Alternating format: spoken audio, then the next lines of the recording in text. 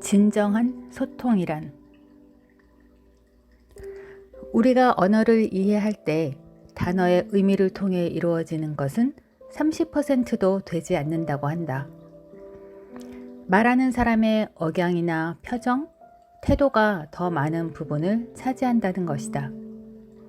그래서 바디랭귀지라는 말이 생겼나 보다. 눈빛으로도 통하는 이런 현상을 여행을 하면서 더 자주 느끼게 된다. 몇 년 전 비엔나에서 한 달쯤 살아보고 싶었는데 비용이 부담이 되었다. 그래서 비엔나에서 일주일, 소프론에서 일주일을 있기로 했다. 소프론은 오스트리아 국경에서 가까운 헝가리의 작은 도시이다. 비엔나까지 기차로 1시간이 채 걸리지 않았다. 리스트가 그곳에서 작곡을 많이 했다는 말에 더 솔깃했다.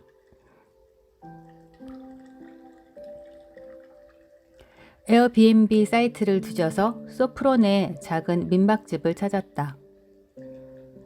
비엔나에서 저녁 기차를 타고 소프론 역으로 내리자 이미 날은 어두워져 있었다.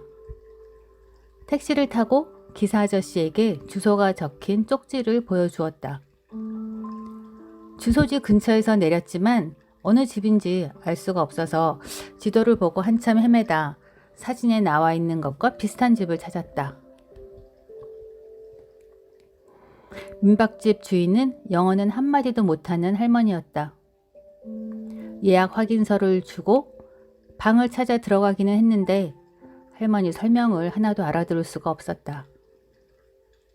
욕실은 방 안에 있었고 부엌과 식당은 공동으로 써야 해서 여러 가지 사용 설명을 하려고 하는 것 같았다.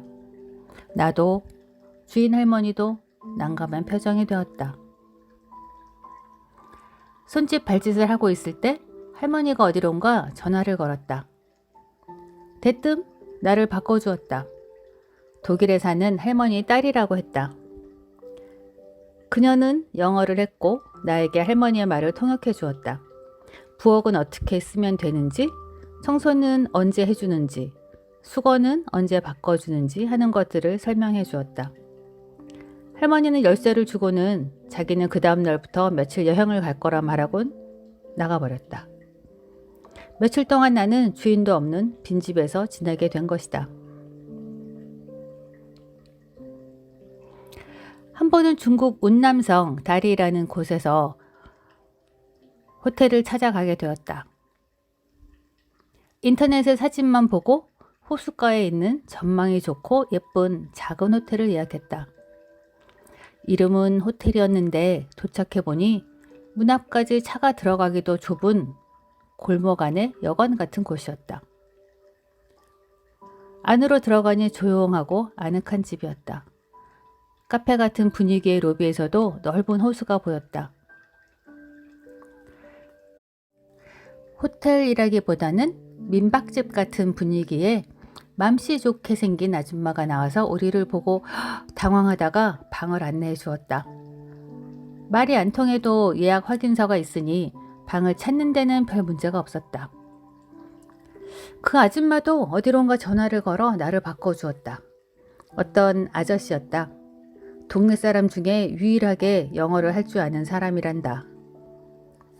방에 짐을 풀고 호수를 쳐다보며 쉬고 있었는데 방문을 두드리는 소리가 났다. 좀 전에 전화를 했던 아저씨였다. 내가 필요한 게 없는지 걱정이 돼서 일부러 왔다고 했다. 뭐든지 필요하면 자기한테 전화를 하라고 번호를 알려주었다.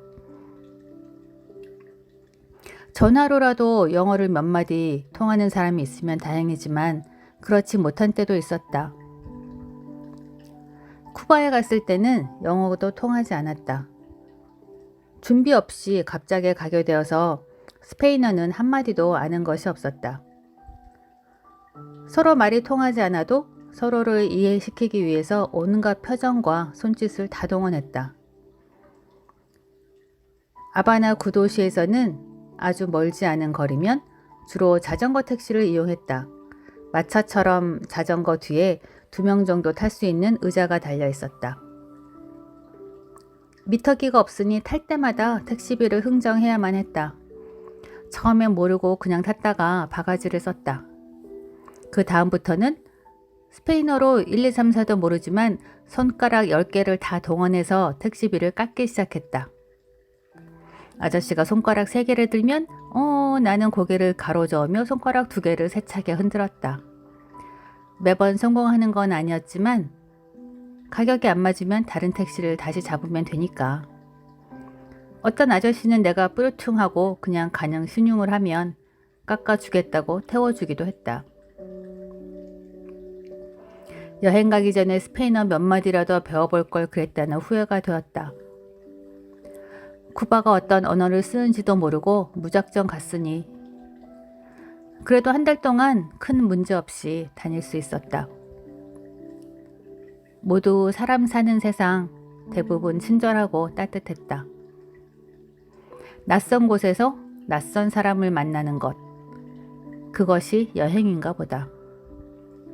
요즘 텔레비전 청문회에 나오는 정치인들을 보면 모두 한국말을 하는데도 서로 이해되지 않고 답답할 때가 많다. 같은 언어를 쓰는데도 대화가 되지 않는 것보다는 말이 안 통해도 마음이 통하는 것, 그것이 진정한 소통이 아닐까 싶다.